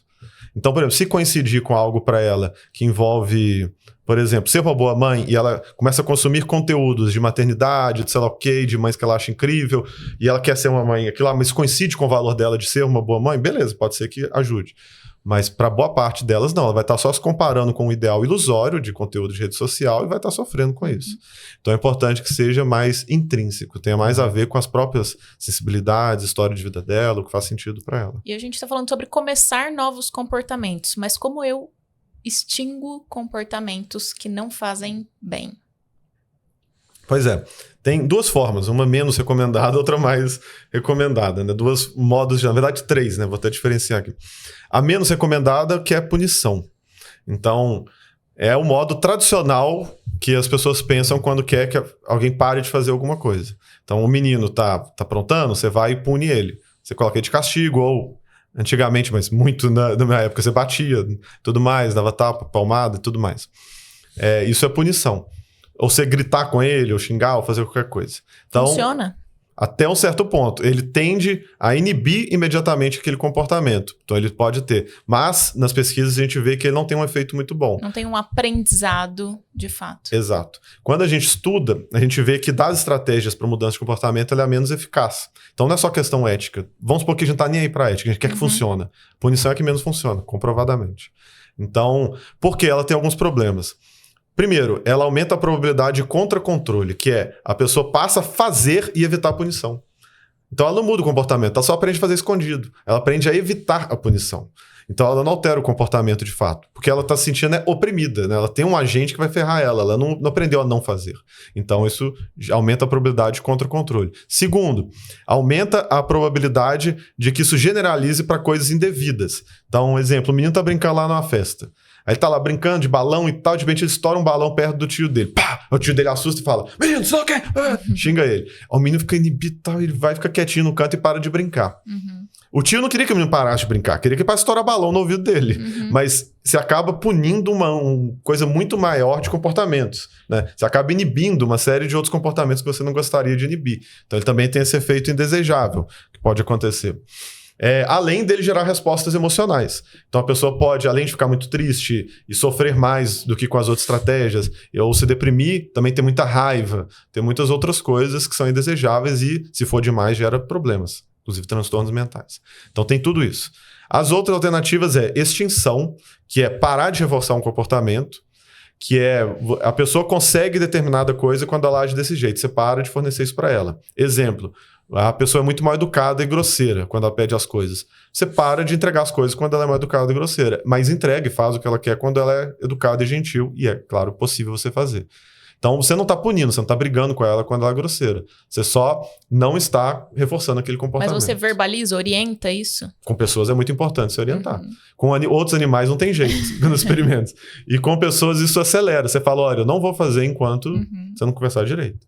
E aí a tendência na extinção, tem uma coisa que chama curva da extinção, que inicialmente aumenta a frequência e a intensidade. Porque a pessoa vai ficar puta com isso daí, né? Isso. Nos primeiros dias. E a outra coisa útil, viu, do experimento com os outros animais. A gente vê isso em todos os animais. Acontece o mesmo primeiro princípio. Inclusive da punição, da extinção, e todos eles é muito parecido nos seus princípios básicos. Que é, assim que você retira o acesso ao reforçador, a pessoa age e não consegue, ela fica frustrada. Então ela aumenta, ela faz mais vezes aquilo, aumenta a intensidade e a frequência. Ela começa a ficar mais coisas. Se eventualmente você reforça, ferrou. Você piorou. A pessoa agora aprende a ser mais insistente, mais coisas, porque isso chama reforçamento intermitente. E ele é mais resistente à extinção, ou seja, a pessoa para parar de fazer aquilo, extinguir o comportamento é mais difícil. Que é o caso da birra. O menino tá fazendo birra, você fala que não vai atender ele, de repente ele começa a gritar, espernear, aí você fala, não, tá bom, tá demais, tá muito chato, fazer o que ele quer. Brinquedo. Ferrou. Agora ele tá mais resistente em birra, tá cada vez mais capaz de fazer birra até um limite maior do que ele estava antes. Ele aprendeu que funciona. Exato.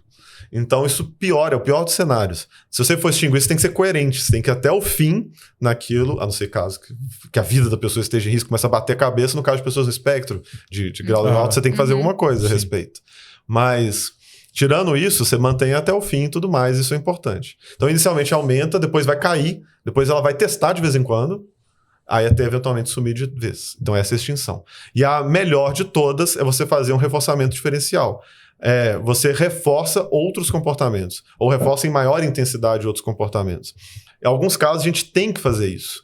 Então, por exemplo, no caso de... Alguns casos que a gente está trabalhando de espectro do autismo, tem um reforçamento intrínseco do que ela faz. Você não consegue tirar o valor reforçador. Por exemplo, algumas coisas de autoestimulação.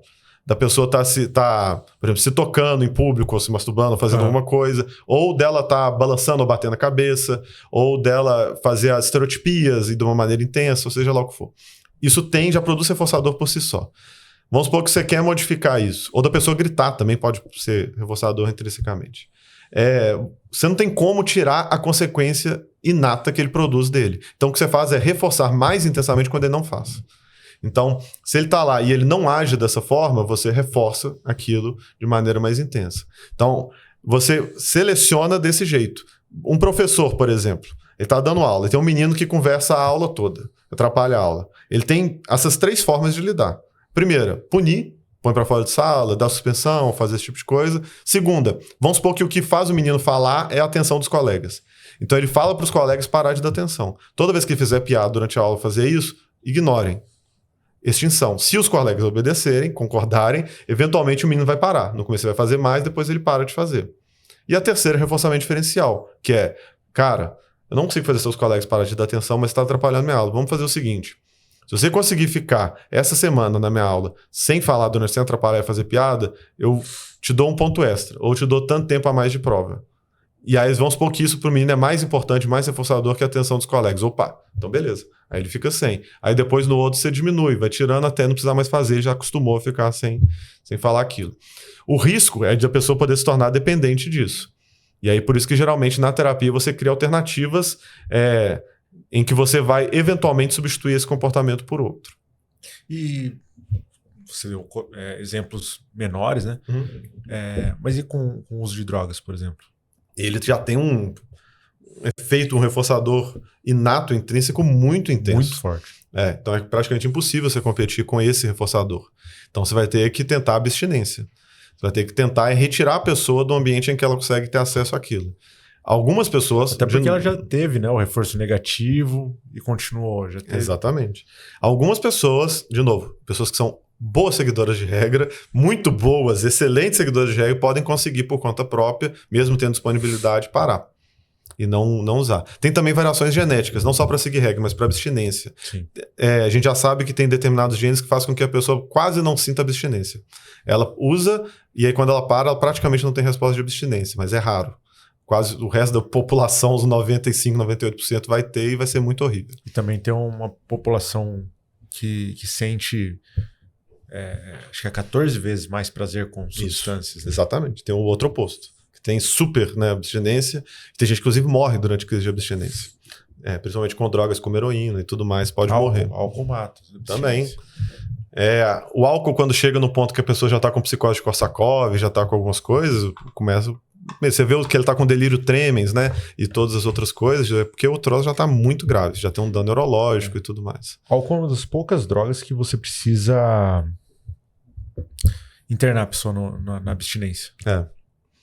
E é uma das... Quer dizer, socialmente é a pior, né? É a que gera mais dano social, é o álcool. Então tem gente que assusta quando você fala isso, fala, pô, mas o crack individualmente... tem mais risco do que o álcool. Você pegar por pessoas que usam, né? Per capita. O número de pessoas que usa crack e vai ter problema com crack é maior do que o número de pessoas que usam álcool vai ter problema com álcool. Mas como muito mais gente usa álcool, o álcool é um problema social muito maior. Gera muito mais problemas. Só você ir nos CAPs da vida, nos CAPs AD e outras coisas que você vai ver que tem muito mais alcoolista do que tudo o resto. Então, no caso da droga, ou você vai ter essa exceção de pessoas que não têm abstinência, ou você vai ter as pessoas que são muito boas seguidoras de regra e vão conseguir por conta própria, ou você tem que alterar o ambiente dela. Então, para ela poder ficar um tempo suficiente em abstinência para ter a extinção. No caso aqui, não é nem a extinção que eu estava dando exemplo, que chama extinção operante. Nesse caso é a respondente, que é dos efeitos fisiológicos. Então você precisa fazer com que a pessoa fique bastante tempo longe. E aí depois desse bastante tempo longe, não quer dizer que ela está imune. Se ela entrar em contato novamente, ela vai ter. Então o tratamento ideal é fazer ela gradualmente entrar em contato com algumas coisas parecidas. Ela não vai usar a substância, mas com alguém que está usando, gradualmente. E ela segurar, passar por isso, passou, deu tudo certo. Depois de novo, até ela ver alguém usando, já não está mais ativando tão intensamente. E com comportamentos, às vezes, que, por exemplo, dependentes de sexo. Sim. Que é uma coisa difícil de você, ou dependentes de comida também, né? Uhum. Uma coisa difícil de você tirar da pessoa. Não tem muito como difícil você tirar do ambiente. É muito difícil. É por isso que, para alguns casos, a única coisa vai ser entrar com farmacoterapia. Então, vai usar coisas que vão inibir o apetite de maneira geral e ela vai conseguir não ter compulsão alimentar.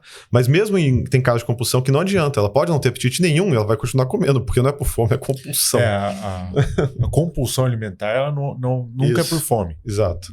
A compulsão alimentar, ela é por transtorno de impulsos. Isso. E o problema é que, em alguns casos de compulsão alimentar, ajuda porque ela vai passar a ter repulsa da comida depois de um certo ponto. Com a medicação que ela está usando, ela vai sentir náusea. Mas não quer dizer que vai ser suficiente. Tem uns casos que a compulsão é maior do que a aversividade que o remédio jeito. Volta a comer. Exatamente. Então, mesmo ela não aguentando mais, ela está passando mal, não aguenta comer, ela vai continuar comendo da mesma forma. E aí você tem que usar outras estratégias. A compulsão alimentar é um dos mais difíceis por isso. O que mais funciona é a TCC, Terapia Cognitivo-Comportamental, para transtornos alimentares. A DBT também tem uma adaptação para transtornos que é bacana.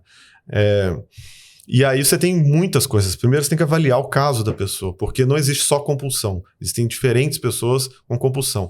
É muito frequente que a compulsão seja uma comorbidade. Ela seja uma manifestação da pessoa que tem um outro transtorno. Então, às vezes, você tem que tratar um outro transtorno e junto com isso você consegue fazer desaparecer a compulsão. Então, você tem que avaliar aquele caso. O que essa pessoa tem? Às vezes ela tem outros tipos de transtorno por controle de impulso. Sim. Às vezes ela está com depressão, às vezes ela está com alguma outra coisa. E aí você avalia. Alguns casos, inclusive esquizofrenia. A pessoa com esquizofrenia tem uma probabilidade muito maior de ter compulsões. E aí tem um outro problema. Porque as medicações os antipsicóticos em aumentam muito o apetite e piora o perfil metabólico. Exato. E é por isso que quase todo mundo acha que é aceitável a pessoa que tem esquizofrenia fumar, porque é um modo de lidar com isso. E quase todo mundo que tem esquizofrenia vai fumar. Sim. Porque é um modo que realmente funciona de lidar um pouco com essa compulsão e de ajudar. O efeito do remédio tem uns efeitos colaterais que o cigarro vai ajudar. Não só. O próprio cigarro ele é dopaminérgico. Isso. E aí ele vai se ligar lá no receptor... cigarro não, né? Mas a nicotina. Vai se ligar no receptor nicotínico, o que vai melhorar muito pouco, mas vai melhorar um pouco a psicose. Isso. Então, nos hospitais psiquiátricos e de modo geral, a gente considera plenamente aceitável que a pessoa fume. E em alguns casos você até indica, você vê que ela está com muitos problemas. Porque o cigarro é muito danoso, mas é bem menos do que a alternativa. Mas é interessante que a punição aí para outros comportamentos geralmente envolve o cigarro. Exatamente. Já vários hospitais psiquiátricos já ouvi falar. Os pacientes eles tiram acesso ao cigarro. Eles tiram, hoje você não vai fumar. E eles ficam muito bravos com isso. Ficam... Dependência de nicotina é intensa. Teve uma história de um paciente. Ele ficou internado, ele já estava um pouco melhor. E colocaram uma pessoa completamente psicótica do lado dele. E era uma dependente química, então ela tinha uma alta tolerância à medicação, né? Não dormia por nada, não sedava por nada. E aí tiveram que conter ela, porque ela estava destruindo o quarto. E ela começou a falar pra ele, me solta. E ele fez uma amizade ali com ela e tal. Eu te solto, mas você não vai causar, né? Aí ficou bravo, cara, porque ele soltou ela destruiu tudo. Ele ficou sem cigarro, acho que uma semana quase. Que punição, a pessoa deve ter enlouquecido uma semana sem cigarro. É muito intenso pra quem é abstinente. E a questão do reforçamento intermitente também é muito comum nos relacionamentos, né? Principalmente em relacionamentos não muito saudáveis. Ou ficar sem falar, né? Exato. Ignorar a pessoa, aí vem, e aí geralmente é o homem, né? Essa pessoa, mas isso. Generalizando, obviamente. E aí volta manso, volta a fazer as coisas que sabe que a outra pessoa gosta.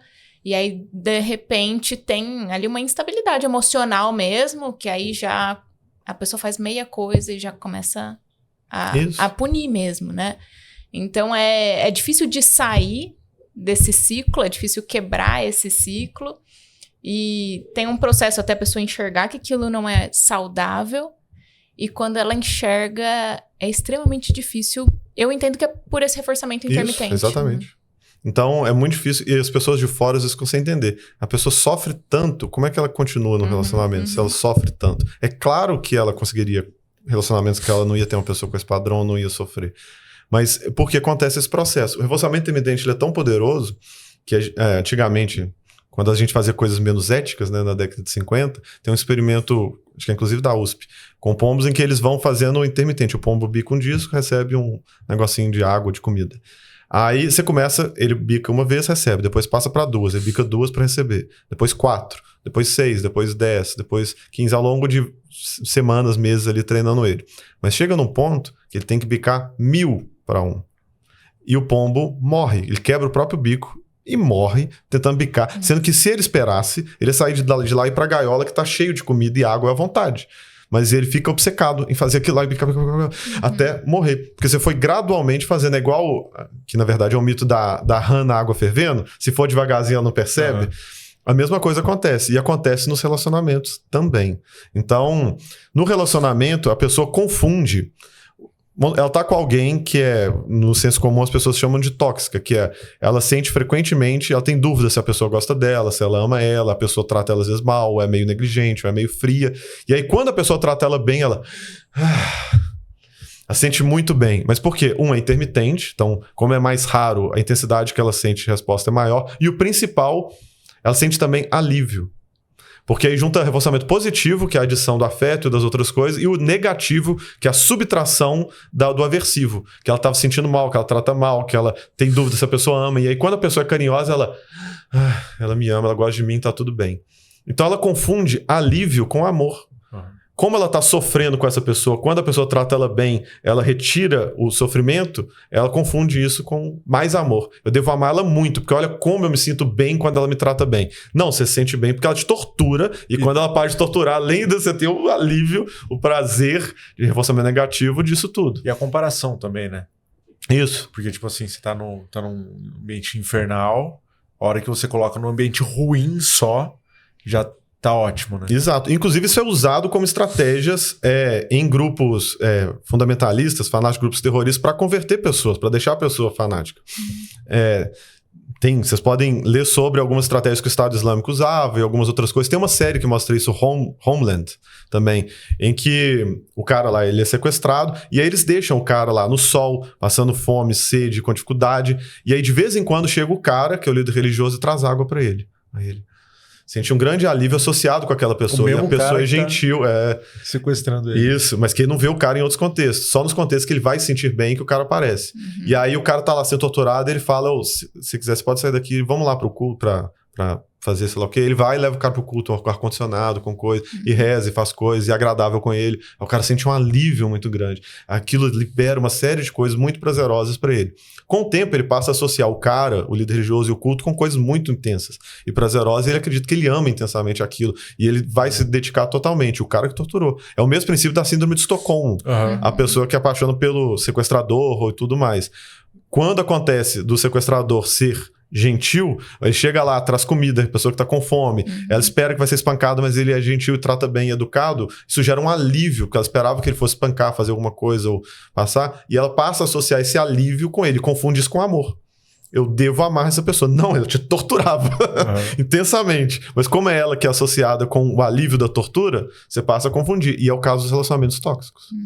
Nesses relacionamentos tóxicos, muitas vezes, que eles chamam de período de lua de mel, logo depois, né? Mas se a pessoa quer insistir nesse relacionamento e tal, e fala, vou tentar ignorar e só apenas quando a pessoa for educada comigo, vou dar o reforço positivo, né? E a outra pessoa vira um tapa na cara dela. De novo, pode acontecer. E se a pessoa vira um tapa na cara dela, já tem que se questionar se ela vai ficar nesse relacionamento. Acho que, na verdade, tem que se questionar desde o início, né? Sim, claro. Mas a gente não pode falar isso pro paciente. Não, a gente até leva a pessoa a se questionar. A gente não toma nenhuma decisão pelo paciente. Mas o tempo todo a gente está pensando, por que você continuou? Por que tem valido a pena? O que você pensa sobre isso? E a decisão é sempre da pessoa, obviamente. Mas a gente vai avaliando. Inclusive, isso é uma coisa que muita gente não entende. Às vezes a gente atende um paciente e mesmo que, por exemplo, sei lá, nos meus valores, eu tenho relacionamentos monogâmicos e não aceitaria traição, seria motivo para terminar, outras pessoas não funcionam assim. Sim. E ela tem todo o direito de, mesmo descobrindo que a pessoa traiu e ela sofrendo muito, ela achar que para ela vale a pena. E se isso estiver bem resolvido na terapia, você vê que faz sentido com os valores dela, sem problema nenhum. Porque os valores dela não são os seus, né, do terapeuta. Então, para ela pode fazer todo sentido. Em outros casos, pode ser que ela esteja num relacionamento tóxico. Em outros casos, pode ser que ela está aceitando porque ela chegou nesse ponto de relacionamento intermitente e da pessoa ser que ela aceita tudo. Que ele foi gradualmente dessensibilizando ela a ponto de bater, poder ser normal, trair ser normal, fazer tudo normal, porque ela foi gradualmente igual a rã, aos poucos esquentando e agora ela já está fritando ali e não está conseguindo sair. Então, depende de cada caso. Geralmente quem faz sabe fazer, né? Então. Nem todo mundo. Tem pessoas que são muito incompetentes também, que são muito descaradamente tóxicas e toscas, mas tem gente manipuladora num nível... E ele vai fazendo justamente, né? Progressivo, sim. né? Tende a ser, né? Ainda mais porque se não fosse, a pessoa não estaria com ele. Então, acaba que por seleção, de tentativa e erro, ele aprende a fazer gradualmente. E uma coisa que eu vi no seu Instagram que eu achei legal, você comentando sobre mães narcisistas, e agora tem os ex-narcisistas também, né? Também. Então todo ex é narcisista. Como que é isso? Que é outra tendência das pessoas, né? Tentar pegar todo mundo que não concordou com ela, ou que não foi agradável, ou que não fez algo por ela, como se ela fosse narcisista. Assim como todo chefe é antissocial, né? Psicopata, antissocial. E não faz o menor sentido. Então, a gente já sabe que, embora existam mães narcisistas, a vasta maioria dos casos que a pessoa acredita que é uma mãe narcisista, a mãe não é narcisista. Porque tem muita gente que acredita e muitas vezes não é o caso. Muitas vezes pode ser uma pessoa egoísta, pode ser uma pessoa que não é uma pessoa bacana, ou pode até ser uma pessoa bacana e o outro acha que se o outro não servir ele o tempo todo, a pessoa é narcisista. O que é um pensamento muito narcisista. Que é, como o outro ousa de não me priorizar na vida dele? Então você é narcisista, você acha que o outro tem que te priorizar na vida dele, né? E tem gente que vai descaradamente na terapia assim. Fulano é narcisista. Por quê? Porque ele não me prioriza. Eu tinha coisa, ele priorizou ele mesmo ao invés de mim. Então você se prioriza e o outro também tem um dever de te priorizar, né? Entendi. Que é um pensamento super autocentrado, né? Então tem isso, né? Os narcisistas amam acusar outras pessoas de ser narcisistas também. Mas mesmo quem não é, começa a ter esse engano, né? A maior parte das mães não são narcisistas. Não... Pelo contrário. Quando a gente, inclusive, coloca em questionários inventários para avaliar bem narcisismo, o narcisismo é mais raro em mulheres do que homens. E ele é mais raro ainda em mães do que quem não é mãe. Então, certamente não é o grupo majoritário do narcisismo, mães. Então, se ele quer procurar narcisistas, tem outros grupos que ele vai achar mais narcisistas. Talvez o ex, então. Pode ser. Agora, é interessante sobre os narcisistas, né? E o narcisismo que a gente está falando é do DSM, né? Não é isso. do transtorno de personalidade narcisista. Transtorno de personalidade narcisista. A pergunta que tem valor preditivo positivo mais fiel é, depois de você passar os critérios para aquela pessoa, perguntar: você acha que você é narcisista? E a maioria diz sim. Sim. Porque o narcisismo, ele tem consciência, né, do que ele faz e por que ele faz. Não é igual um transtorno psicótico, que a pessoa não tem consciência do próprio transtorno, frequentemente. A pessoa sabe o que ela está fazendo ali. Agora, é difícil porque narcisistas raramente vão procurar terapia. Sim. Ele só vai procurar se ele tiver um outro problema. E às vezes tem. A pessoa pode ser narcisista e ter toque. Pode ser narcisista e ter alguma outra coisa. E aí, no meio, você identifica também a questão narcísica acontecendo. Mas, no geral, não. Quem vai sofrer mais é quem está em volta da pessoa. A pessoa em si não vai ter muitos problemas com isso. E a prevalência na população é baixa, né? Baixíssima.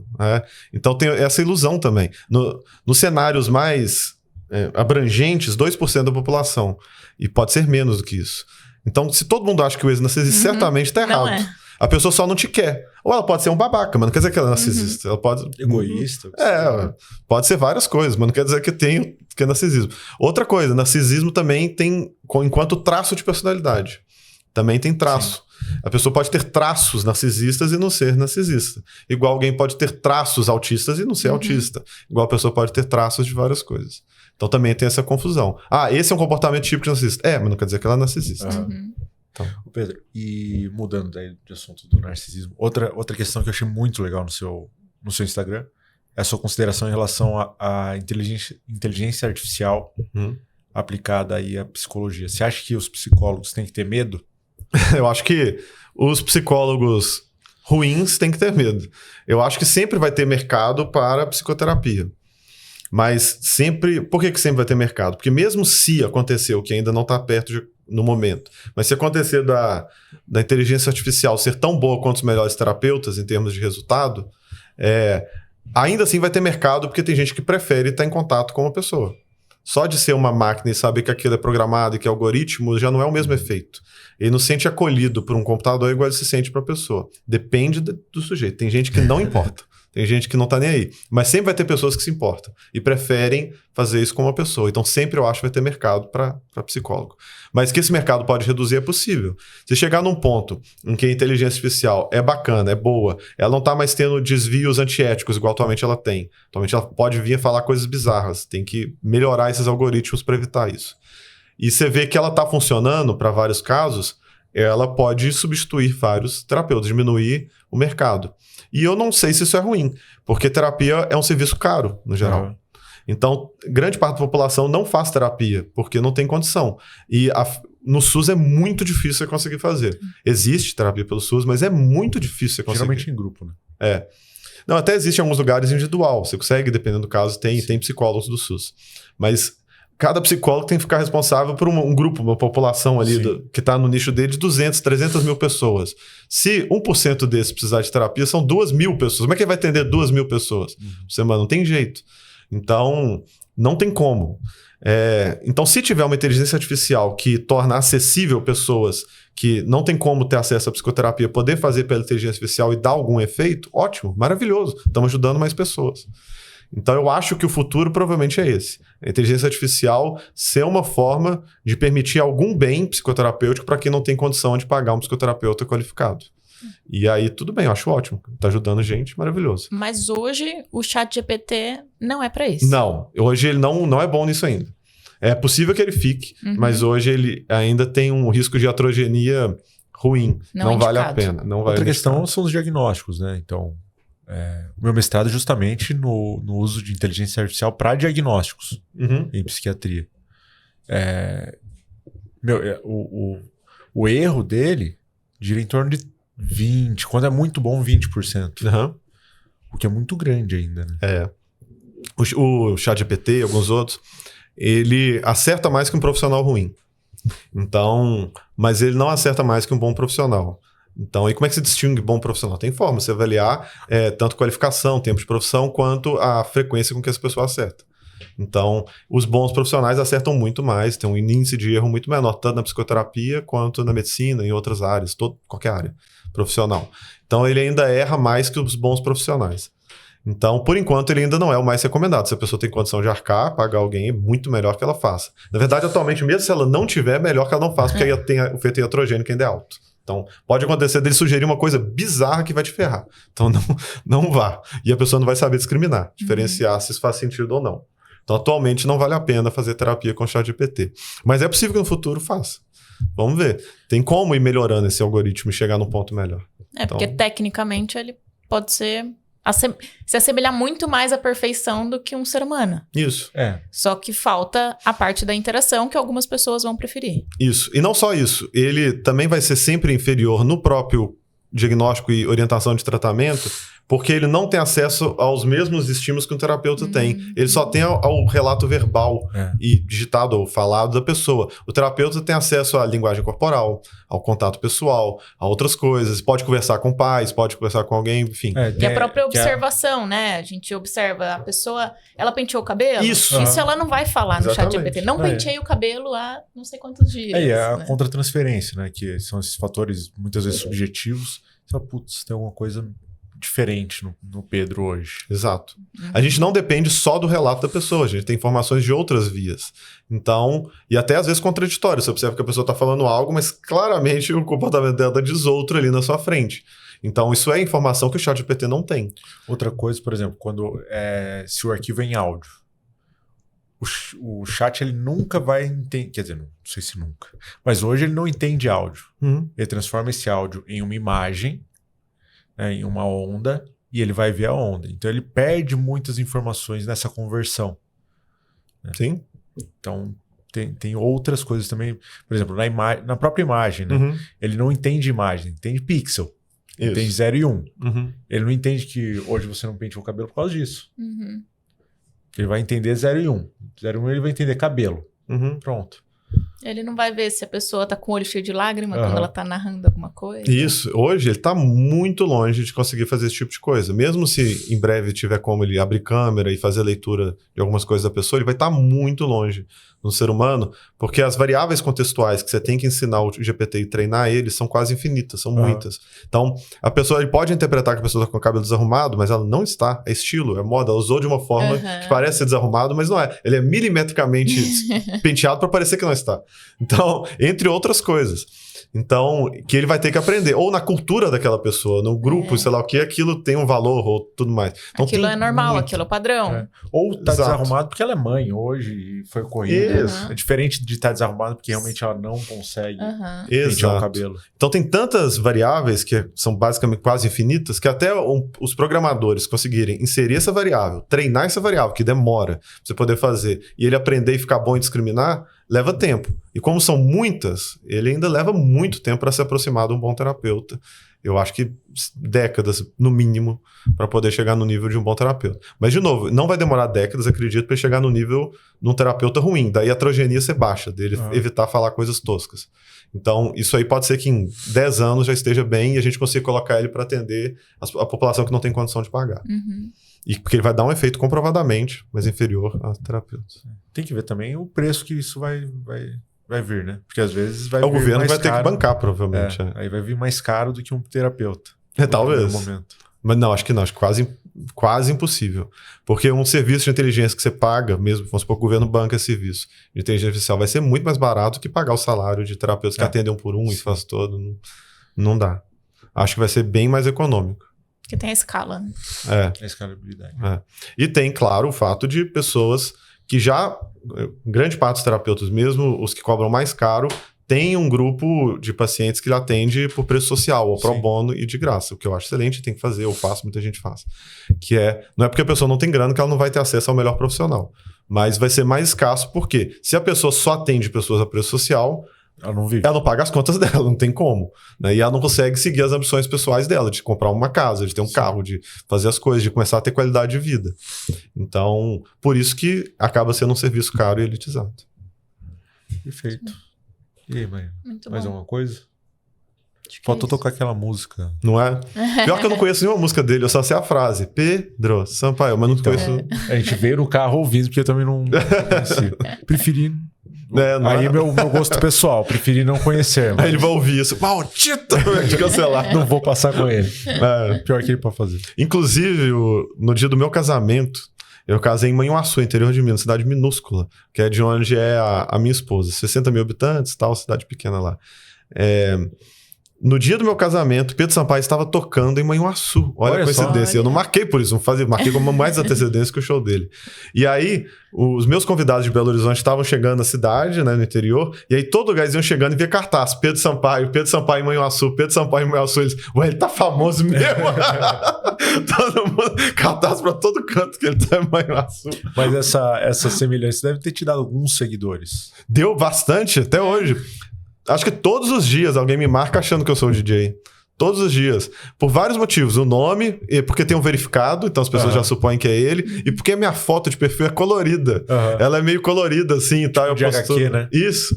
E aí as pessoas já imaginam que deve ser ele e marcam. Então, se eu abrir meu celular agora e mostrar pra vocês, vai ter gente rebolando, dançando, fazendo coisa e me marcando lá ao som de Pedro Sampaio. Sua esposa que...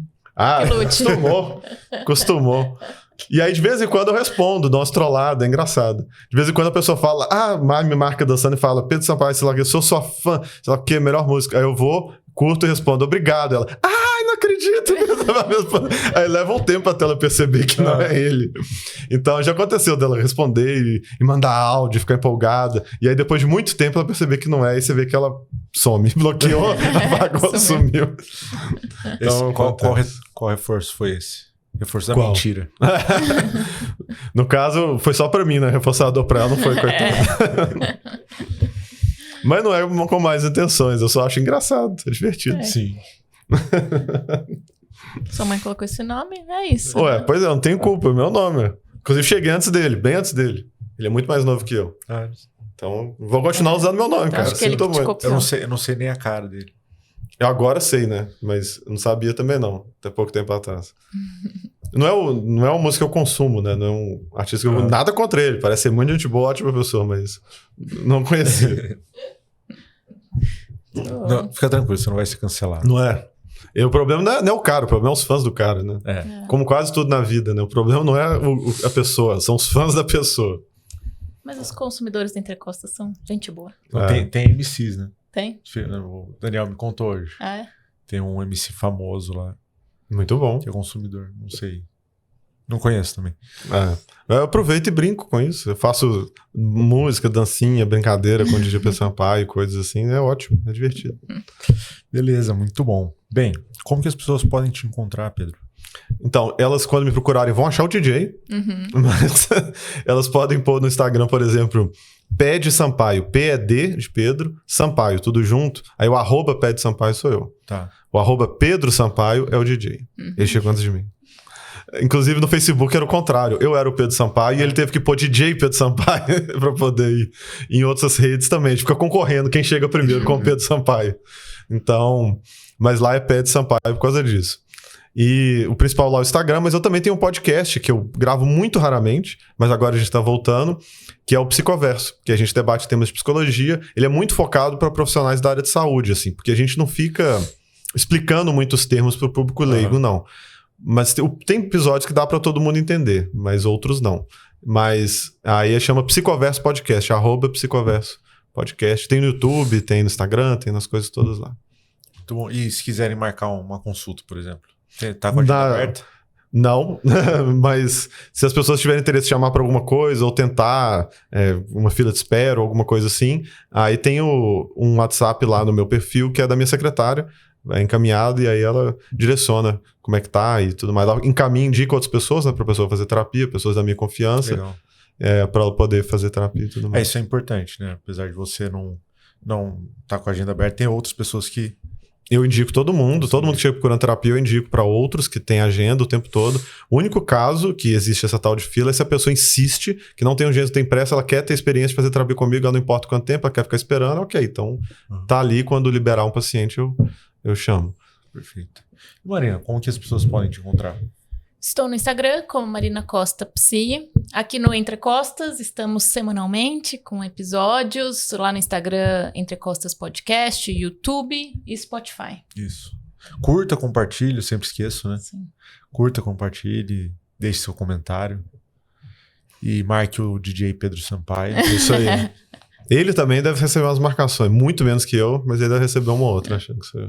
Bem, eu sou o Dr. Henrique Trajano de Moraes Costa, sou médico, minha área de atuação é saúde mental. As pessoas podem me encontrar no Instagram como Dr.